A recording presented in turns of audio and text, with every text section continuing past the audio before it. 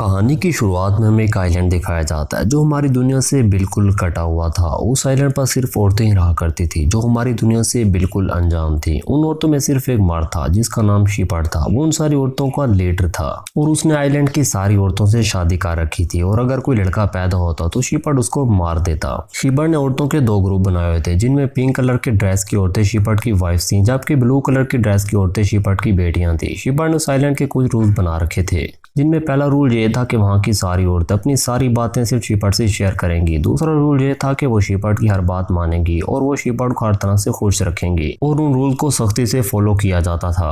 उस आइलैंड पर ज्यादातर औरतें थी इसलिए पीरियड्स होना एक नॉर्मल बात थी और जब किसी औरत को पीरियड्स होते तो उसे दूर भेज दिया जाता था क्योंकि उनका मानना था कि इससे औरत इम्प्योर हो जाती है। अपनी सारी बेटियों में शीपर्ड जिस बेटी को ज्यादा प्यार करता था उसका नाम सैला था। इसके पीछे ये वजह थी कि शीपर्ड सैला को बिल्कुल प्योर समझता था और सैला की मोम की डेथ डिलीवरी के टाइम हुई थी। सैला शीपर्ड से हर टाइम अपनी मोम के बारे में पूछती रहती थी मगर शीपर्ड उसको कभी भी क्लियरली नहीं बताता था। वो उसको सिर्फ इतना बताता था कि तुम्हारी माँ बहुत ज्यादा खूबसूरत थी और तुम भी बिल्कुल उसी की तरह खूबसूरत हो। उस आइलैंड पर दो औरतें ऐसी भी थीं जिनको बाकी औरतों से अलग रखा जाता था जो उनसे थोड़ी दूर एक कैबन में रहती थी। इसके पीछे रीजन ये था कि उनमें से एक औरत बहुत ज्यादा बीमार रहती थी और शीपर्ड का कहना था कि उस पर शैतान का साया, जबकि दूसरी औरत जिसका नाम सहरा था उसने शीपर्ड का हर ऑर्डर मानने से इनकार कर दिया था इसलिए शीपर्ड उसको इम्प्योर मानता था। इसी वजह से उस आइलैंड की सारी औरतें उन दो औरतों से शदीद नफरत करती थीं। अगले दिन सैला भेड़ें चराने के लिए जाती है जहां पर उसको फर्स्ट पीरियड होता है। ब्लीडिंग देखकर सैला बहुत डर जाती है और उसको कुछ भी समझ नहीं आ रहा था कि ये उसके साथ क्या हो रहा है इसलिए वो अपनी एक भेड़ को भी मार देती है और अपने उस इशू के बारे में वो किसी को भी कुछ नहीं बताती।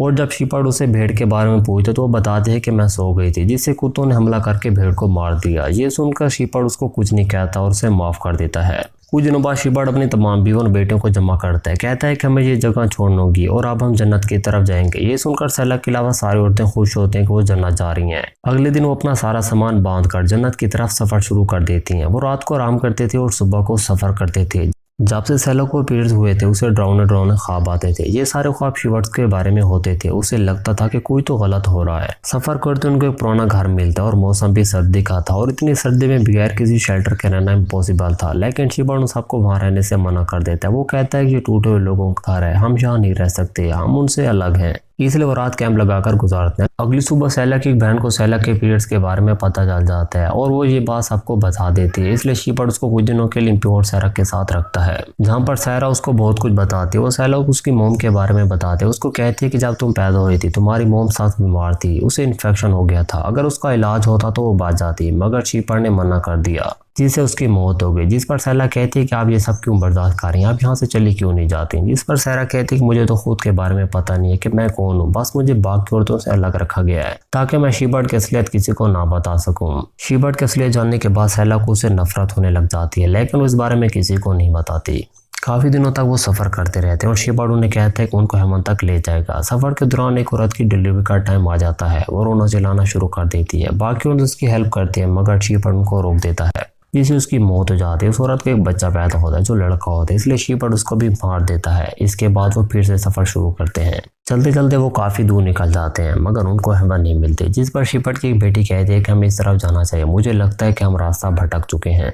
ये सुनकर शीपर्ड भड़क जाता है और उसे मारना शुरू कर देता है। वो उसे कहता है कि तुम मुझे समझाओगे कैसे लीड करना है। वो उस औरत को बहुत मारता है। काफी दूर चलने के बाद वो खूबसूरत सी जगह पर पहुंच जाते हैं। शीपर्ड उनको कहता है कि मैंने तुम्हें जमीन पर जन्नत दी है।